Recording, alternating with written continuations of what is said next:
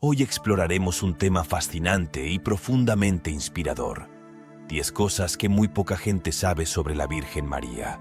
A lo largo de la historia, la figura de María ha sido venerada y amada por millones de personas en todo el mundo. Pero, ¿cuánto realmente sabemos sobre ella? Más allá de su papel como Madre de Jesucristo, en este video descubriremos algunos aspectos menos conocidos, pero igualmente fascinantes, sobre la vida, el legado y el significado de la Virgen María, desde sus apariciones milagrosas hasta su papel en la historia de la salvación. Prepárense para sorprenderse y profundizar su comprensión de esta figura tan venerada en la fe cristiana. Comencemos. Primero, el nombre María es de origen hebreo y tiene un significado profundamente simbólico en la tradición cristiana. Derivado del hebreo Miriam, el nombre María ha sido utilizado durante y tiene una rica historia en la religión y la cultura. En hebreo, el significado del nombre María se relaciona con la palabra mar, lo que sugiere una conexión con el océano o el mar. Esta asociación puede tener varios significados simbólicos, incluyendo la idea de grandeza, inmensidad y abundancia. El mar también puede representar la vida, la renovación y la purificación, lo que refleja la importancia espiritual y el papel de María en la tradición cristiana. En el contexto del cristianismo, María es una figura central y venerada. Es conocida como la Madre de Jesús, el Hijo de Dios, y su papel en la historia de la salvación es fundamental. María es reverenciada por su fe, humildad y obediencia a la voluntad de Dios. El nombre María también lleva consigo una connotación de pureza y gracia en la tradición cristiana. Es considerada como la Virgen María, una figura de pureza y virtud. Su concepción virginal y su papel como Madre de Jesús la convierten en un símbolo de la gracia divina y la maternidad espiritual. Además, el nombre María está estrechamente asociado con la devoción mariana, que es la veneración y el culto dedicado a la Virgen María en la Iglesia Católica y en algunas tradiciones cristianas ortodoxas. Los fieles expresan su amor y reverencia hacia María a través de oraciones, devociones y actos de veneración, reconociendo su papel único en la historia de la salvación y su intercesión continua ante Dios en favor de la humanidad. Segundo, incertidumbre sobre la Virgen María y su parentesco con María de Cleofás. La incertidumbre sobre el parentesco de la Virgen María con María de Cleofás surge principalmente de las referencias bíblicas que mencionan a varias mujeres llamadas María durante el tiempo de Jesús, lo que puede causar confusión al intentar identificar quién es quién en los relatos evangélicos. En primer lugar, la Virgen María es ampliamente conocida como la Madre de Jesús, según los relatos bíblicos en los evangelios de Mateo y Lucas. Sin embargo, en el Evangelio de Juan se menciona a María, la esposa de Cleofás, en el contexto de la crucifixión de Jesús. En Juan 19:25 se registra que junto a la cruz de Jesús estaban su madre, la hermana de su madre, María mujer de Cleofás, y María Magdalena. Esta referencia ha llevado a algunos estudiosos a sugerir que la hermana de su madre mencionada podría ser María de Cleofás, lo que implicaría que María de Cleofás sería una pariente cercana de la Virgen María, posiblemente una hermana o una prima. Sin embargo, otros eruditos argumentan que esta interpretación podría ser incorrecta y que la expresión hermana de su madre podría referirse simplemente a una mujer que era una pariente cercana de la Virgen María, sin especificar necesariamente su relación exacta. Además, en los relatos de la resurrección de Jesús se menciona a María, madre de Santiago, como una de las mujeres que fueron al sepulcro en la mañana de Pascua, Marcos 16:1, Lucas 24:10. Algunos estudiosos identifican a esta María, madre de Santiago, como María de Cleofás, lo que agregaría otra capa de complejidad a la cuestión del parentesco entre la Virgen María y María de Cleofás. En última instancia, la incertidumbre sobre el parentesco de la Virgen María con María de Cleofás destaca la complejidad de los relatos bíblicos y la necesidad de interpretarlos con cuidado y consideración del contexto histórico y cultural. Aunque las Escrituras proporcionan algunas pistas sobre las relaciones familiares de Jesús y sus seguidores, todavía tienen preguntas sin respuesta y debates en curso sobre ciertos detalles, incluida la conexión entre la Virgen María y María de Cleofás. Tercero, el pago del mar para casarse con María. El pago del mar es un término que se refiere a una costumbre judía antigua relacionada con el matrimonio, específicamente mencionada en la Biblia en el contexto de José y María, los padres terrenales de Jesucristo. Este evento se menciona en el Evangelio de Mateo, capítulo 1, versículos del 18 al 25. El pago del mar, conocido en hebreo como mohar, era una parte integral del proceso de matrimonio judío en tiempos bíblicos. Consistía en una suma de dinero o bienes que el novio pagaba a la familia de la novia como compensación por tomarla como esposa. Esta práctica no era un precio por la novia, sino más bien un gesto de honor y reconocimiento hacia su familia. El pago también servía como una garantía de que el novio estaba comprometido con su futura esposa y sería responsable de su bienestar. En el relato bíblico, José, quien estaba comprometido con María, descubrió que ella estaba embarazada, pero sabía que él no era el padre del niño que esperaba. En la cultura judía de la época, el compromiso era un paso legalmente vinculante hacia el matrimonio, similar al matrimonio en sí mismo, y romperlo requería un divorcio formal. Cuando José se enteró del embarazo de María, inicialmente consideró divorciarse de ella en privado para evitar exponerla a la vergüenza pública. Sin embargo, un ángel del Señor se le apareció en un sueño a José y le reveló la verdadera naturaleza del embarazo de María, explicándole que el niño fue concebido por el Espíritu Santo y que ella daría a luz a Jesús, el Salvador del mundo. El ángel instó a José a no temer en tomar a María como su esposa. La importancia de este evento en el relato bíblico radica en el hecho de que José, a pesar de las circunstancias desconcertantes, decidió obedecer al mensaje del ángel y tomar a María como su esposa, cumpliendo así con su papel en el plan divino de la redención. Cuarto, María y José eran descendientes de David. Tanto María como José eran descendientes de la casa y linaje de David, lo cual era crucial según las escrituras hebreas para que el Mesías viniera de la línea real de David. Esto tiene un significado profundo en el contexto de la historia bíblica, particularmente en relación con el cumplimiento de las profecías mesiánicas y el papel de Jesucristo como el Mesías esperado. La descendencia de Jesús de David se menciona específicamente en los evangelios de Mateo y Lucas. Mateo registra la genealogía de Jesús desde Abraham hasta José, el esposo de María, enfatizando su papel legal como descendiente legal de David a través de José, Mateo 1:1 al 17. Por otro lado, Lucas presenta la genealogía de Jesús desde Adán hasta José, pero aclara que Jesús no era hijo biológico de José, sino que fue concebido por el Espíritu Santo en el vientre de María, Lucas 3:23 al 38. Dado que José y María estaban comprometidos, sus linajes familiares estarían estrechamente relacionados. Esto es especialmente significativo en la cultura judía, donde los matrimonios generalmente ocurrían dentro de la misma tribu o grupo familiar. Por lo tanto, podemos inferir que María también era de ascendencia davídica, aunque su genealogía no se registre explícitamente en las Escrituras. El hecho de que María y José fueran ambos descendientes de David cumple con las profecías del Antiguo Testamento que anunciaban que el Mesías sería de la casa de David. Por ejemplo, en Isaías 11:1 se profetiza: «Pero brotará un renuevo del tronco de Isaí, y un vástago retoñará de sus raíces». Esto establece la conexión entre el Mesías y la línea de David. Asimismo, Jeremías 23:5 declara: «He aquí vienen días, dice Jehová, en que levantaré a David de renuevo justo, y reinará rey, el cual será dichoso y hará juicio y justicia en la tierra». El cumplimiento de estas profecías en la genealogía de Jesús confirma su identidad mesiánica y su derecho legítimo al trono de David. Este linaje real no solo establece la legitimidad de Jesús como el rey prometido, sino que también resalta la fidelidad de Dios para cumplir sus promesas a través de la historia y su soberanía en el plan de redención para la humanidad.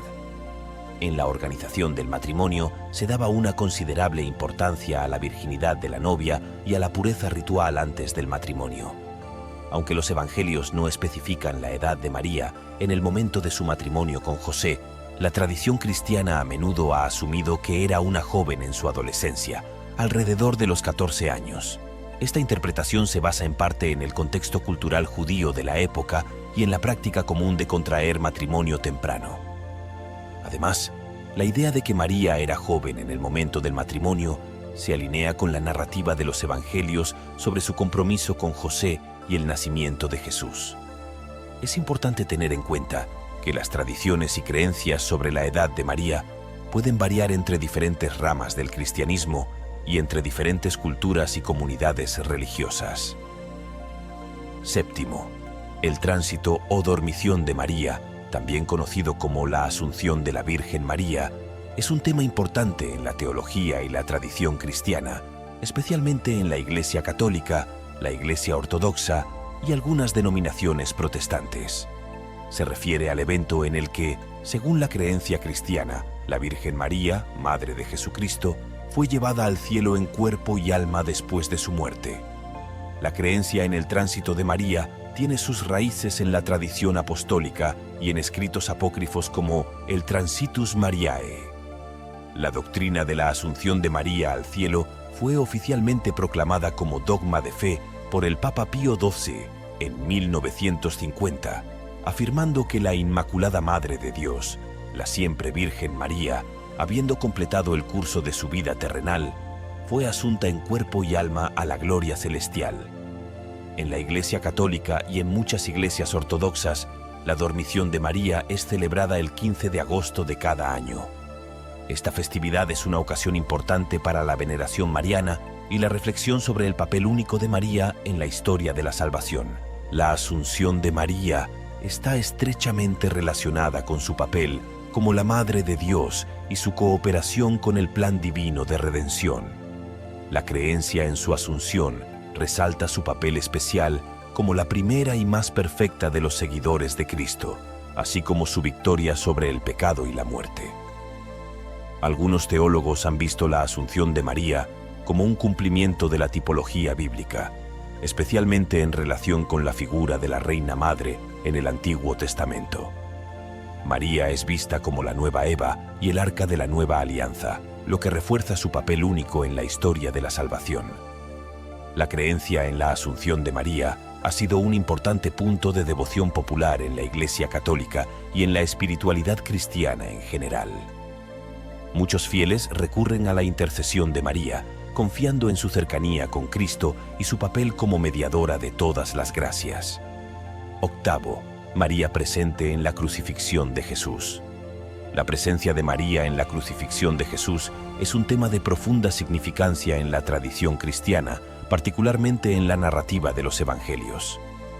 Aunque los relatos bíblicos no proporcionan una descripción extensa de la participación de María en la crucifixión, su presencia en ese momento crucial se considera simbólica y cargada de significado teológico. En los evangelios, específicamente en el Evangelio de Juan, se menciona la presencia de María, la Madre de Jesús, junto a otras mujeres en el Calvario durante la crucifixión. Juan 19, 25 al 27 dice: junto a la cruz de Jesús estaban su madre, la hermana de su madre, María la mujer de Cleofás, y María Magdalena. Cuando Jesús vio a su madre y al discípulo al que él amaba que estaba allí presente, dijo a su madre: mujer, aquí tienes a tu hijo. Luego dijo al discípulo: aquí tienes a tu madre. Y desde aquel momento, el discípulo la recibió en su casa. Este pasaje revela que María estaba presente durante la crucifixión de Jesús, mostrando así su valentía y lealtad al permanecer junto a su hijo durante uno de los momentos más dolorosos y angustiantes. La presencia de María en la escena también destaca su profundo sufrimiento como madre al presenciar la agonía y la muerte de su hijo. Además, su presencia en la crucifixión se interpreta como un cumplimiento de la profecía y un testimonio de su papel único en el plan de salvación divino. Desde el momento de la Anunciación, en que el ángel Gabriel anunció a María que concebiría al Hijo de Dios, hasta la crucifixión, María estuvo íntimamente ligada al misterio de la redención humana a través de su Hijo Jesús. Además, la presencia de María en la crucifixión resalta su papel como madre de la Iglesia. Cuando Jesús confía a Juan cuidar de María como si fuera su propia madre, se establece un vínculo espiritual entre María y todos los creyentes, representados por Juan. Esta acción de Jesús enfatiza el cuidado maternal de María hacia la comunidad cristiana y su intercesión continua por todos sus hijos espirituales.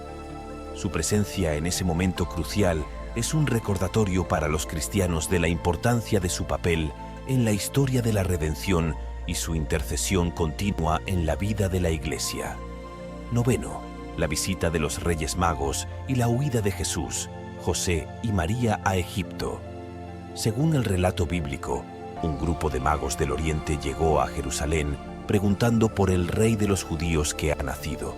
Mateo 2:1 al 2. Estos hombres, conocidos como los Reyes Magos, habían visto una estrella especial en el cielo que interpretaban como el anuncio del nacimiento de un gran rey. Su llegada a Jerusalén y su búsqueda del niño recién nacido causaron revuelo entre el rey Herodes y los habitantes de la ciudad. A pesar de no ser judíos, los Reyes Magos viajaron una distancia considerable para adorar al niño Jesús y ofrecerle regalos simbólicos: oro, incienso y mirra. Esta adoración anticipa el reconocimiento universal de la divinidad de Jesucristo. La llegada de los Reyes Magos y su búsqueda del Rey de los judíos cumplió las profecías del Antiguo Testamento que anunciaban que las naciones vendrían a adorar al Mesías. Isaías 63, Salmos 72:10.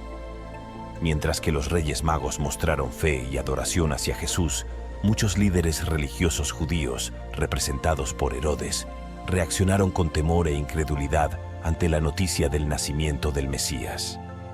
Después de la visita de los Reyes Magos, un ángel del Señor advirtió a José en un sueño sobre el peligro que representaba a Herodes y le ordenó que huyera a Egipto con María y el niño Jesús para protegerlos de la ira del rey. Mateo 2:13 al 15. José obedeció de inmediato y partió hacia Egipto con su familia, donde permanecieron hasta la muerte de Herodes. Mateo menciona que la huida a Egipto cumplió la profecía de Oseas 11:1 que dice: «De Egipto llamé a mi hijo». Esta referencia muestra cómo la vida de Jesús estuvo en línea con las profecías mesiánicas, confirmando su identidad como el Mesías prometido. La estancia de la familia de Jesús en Egipto tiene paralelismos con la historia del pueblo de Israel, que también había huido a Egipto para escapar del hambre en tiempos de José. Génesis 46 al 47. Este paralelismo refuerza la conexión entre Jesús y el pueblo de Israel, así como su papel como el nuevo Moisés y libertador espiritual. La huida a Egipto muestra el cuidado providencial de Dios hacia su Hijo, asegurando su protección y preservación para cumplir su misión redentora. Esta experiencia también refleja la realidad de que Jesús compartiría la experiencia del pueblo judío, incluyendo el exilio y la persecución. Décimo, anuncio de la concepción de Jesús por el arcángel Gabriel. El anuncio de la concepción de Jesús por el arcángel Gabriel es un evento crucial en la narrativa cristiana que marca el comienzo de la historia del Salvador. Este relato se encuentra en el Evangelio de Lucas, específicamente en el capítulo 1, versículos del 26 al 38. Según el relato bíblico, el arcángel Gabriel fue enviado por Dios a Nazaret, una ciudad de Galilea, para encontrarse con una joven virgen llamada María, quien estaba comprometida con José, descendiente de David. Gabriel se le apareció a María y le anunció que había encontrado gracia delante de Dios. Este anuncio inicialmente desconcertó a María. El arcángel Gabriel le dijo: «No temas, María, porque has hallado gracia delante de Dios. He aquí, concebirás en tu vientre y darás a luz un hijo, y llamarás su nombre Jesús. Este será grande y será llamado Hijo del Altísimo, y el Señor Dios le dará el trono de David, su padre, y reinará sobre la casa de Jacob para siempre, y su reino no tendrá fin». Lucas 1:30 al 33. Este anuncio de la concepción milagrosa de Jesús establece el tono para el cumplimiento de las profecías mesiánicas del Antiguo Testamento. Gabriel describe el papel trascendental que Jesús desempeñará como el Mesías esperado, descendiente de David, quien establecerá un reino eterno. La respuesta inicial de María es comprensiblemente una mezcla de asombro y perplejidad, ya que pregunta cómo es posible, siendo virgen. Gabriel le explica que el Espíritu Santo vendrá sobre ella y el poder del Altísimo la cubrirá con su sombra, y por eso el niño será llamado Santo, Hijo de Dios. María, a pesar de su inicial desconcierto, responde con humildad y sumisión diciendo: «He aquí la sierva del Señor, hágase conmigo conforme a tu palabra». Lucas 1:38. Esta respuesta refleja la disposición de María para aceptar la voluntad de Dios en su vida y su papel en el plan divino de la redención. El anuncio de la concepción de Jesús por el arcángel Gabriel es un evento fundamental en la historia de la salvación cristiana. Marca el comienzo del cumplimiento de las promesas de Dios de enviar un Salvador al mundo para redimir a la humanidad de sus pecados. Este anuncio también resalta la importancia del papel de María como Madre de Jesús y su disposición para cumplir con el plan divino. Muchas gracias por ver nuestro video 10 cosas sobre María que muchos no saben. Esperamos que hayas encontrado el contenido interesante y enriquecedor. Si te ha gustado, te invitamos a compartirlo con tus amigos y familiares para que también puedan aprender más sobre María. Nos encantaría escuchar tus pensamientos y comentarios sobre el video. ¿Hubo algo que te sorprendió o que no sabías antes? ¿Hay algún otro tema que te gustaría que exploráramos en futuros videos? Por favor, déjanos tus comentarios abajo. Tu apoyo significa mucho para nosotros y nos ayuda a seguir creando contenido de calidad. Gracias de nuevo y hasta la próxima. Que Dios te bendiga y te proteja siempre. Amén.